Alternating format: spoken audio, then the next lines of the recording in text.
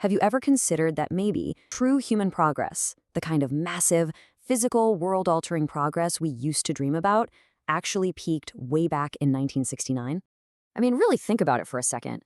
Think about the sheer awe-inspiring magnitude of the Apollo 11 moon landing.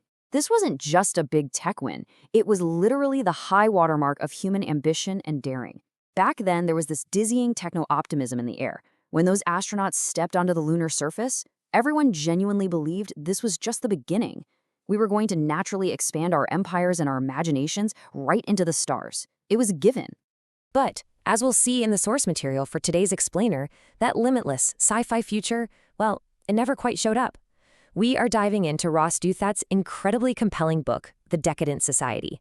And Douthat makes a pretty profound argument here. He says that instead of hurtling into a bold new future at warp speed, our society today is actually stuck in a deep, underlying stagnation. Basically, we've become victims of our own past success. Okay, let's dive into this. Look at the path from Sputnik's astonishing launch in 1957 straight to the absolute triumph of Apollo 11 in 1969. It was magic. The momentum was just undeniable. But then, fast forward to 1986, the devastating Challenger space shuttle explosion happened, and it marked a massive turning point. Suddenly, it became painfully clear we weren't just going to master the vastness of space as easily as explorers crossed the Atlantic. Our cosmic ambitions essentially flatlined right there, and the physical frontier just closed. And you know what's wild? You can actually see this huge shift in our mindset perfectly reflected in pop culture. Just look at this contrast. On the left, you've got Apollo-era stuff like Star Trek and 2001: A Space Odyssey. Incredibly optimistic, right? Space was ours to discover. But then look on the right. As we lost that faith in the physical frontier, our sci-fi got really fearful and dystopian. Movies like Alien, Gravity, and The Martian, they don't treat space like an exciting new home. They treat it like a zone of terrors, this purgatory that we just want to safely escape from so we can get back to Earth. Section 2. Redefining decadence. Moving beyond chocolate strawberries. Usually, when we hear the word decadence, our minds jump to one of two flawed definitions. There's the low definition on the left, which is basically what you see in fancy advertising: extreme luxury, rich food, sex, wild parties, high fashion. Then there's the high definition on the right, which is way more apocalyptic. We're talking total moral decay, weak leaders, barbarians storming the gates, and burning palaces. But here's the thing. As the source material points out, neither of these dramatically simplified narratives actually captures the day-to-day reality of our current era. So the crucial point is a highly useful middle ground definition from cultural critic Jacques Barzoon. True decadence isn't about society collapsing tomorrow, and it's not about nonstop hedonism either. Decadence is actually economic stagnation, institutional decay, and cultural exhaustion, all happening at a very high level of material prosperity and technological development. It's a situation where repetition is just the norm. It's when a super comfortable society feels a deep sense of futility because it just doesn't see any clear lines of advance. Now, you might be sitting there thinking, wait a minute, I have a literal supercomputer in my pocket. Things are changing faster than ever. Well, that brings us to the illusion of innovation. Yes, the internet and our digital screens speed up communication, making events feel like they are constantly cascading. But this digital frenzy is actually a distorting filter.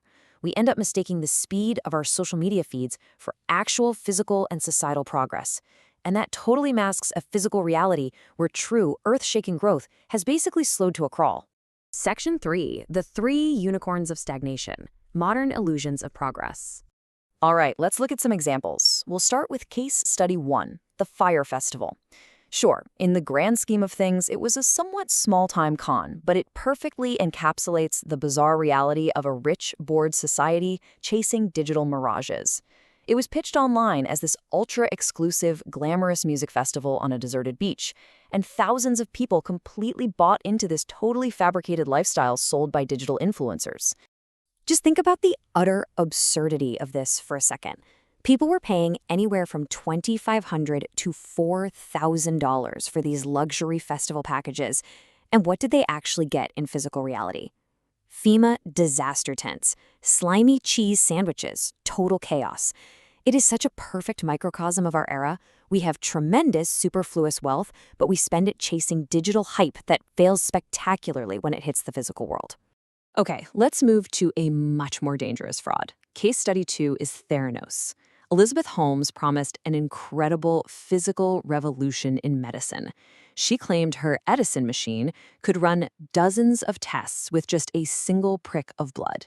Society was so desperate for actual, real-world scientific progress that almost everyone bought in. But the machine simply didn't work. It was a complete phantom. Now, what's really interesting about this slide is that number, $4 billion. That is the valuation that completely vanished into thin air when Theranos collapsed. It really shows how billions of dollars, and honestly some of the brightest minds in venture capital, spent years aggressively chasing an absolute illusion of innovation. And this brilliantly illustrates our third and perhaps biggest unicorn, Uber. The paradox of this company is just fascinating. Yes, Uber created a massive global user base and completely smashed legacy taxi monopolies. But for a decade, it operated with absolutely zero market discipline. The whole company relied entirely on massive investor subsidies just to function. It's a supposed world-changing disruption that for much of its existence was largely just an unprofitable illusion. To really hammer home this point, $5 billion. That is what Uber lost in a single financial quarter. Think about that. Our biggest tech successes are frequently built on mountains of free money rather than true, sustainable, profitable innovation. We are heavily subsidizing our modern conveniences, and we're just pretending it's a technological leap forward. Section 4, the endless autumn. Are we stuck forever? I want you to consider this haunting quote by G.K. Chesterton. He was writing about the twilight of the Roman Empire, and he noted, "It was the end of the world, and the worst of it was that it need never end." Really sit with that. The Roman Empire managed to last for 4 whole centuries without creativity, warmth, or hope. It didn't dramatically collapse all at once, it just settled into an endless, stagnant autumn. And this draws a direct and pretty chilling parallel to our modern situation. Decadence doesn't mean we die tomorrow. It means we might just be comfortably stuck for centuries. So let's summarize the core symptoms of our societal exhaustion that we've covered today. We are an aging society, very comfortable, but undeniably stuck. We are increasingly cut off from the grand achievements of our past, and we actively spurn the massive ambitions required for the future. Instead of pushing outward to discover new physical frontiers, we're choosing to burrow deeper and deeper into the safety of our little digital cocoons. Which leaves us with this final provocative thought. Are we currently just waiting for a new renaissance to rescue us, or are we content simply growing old together in the glowing light of tiny screens? It's a lot to process, right?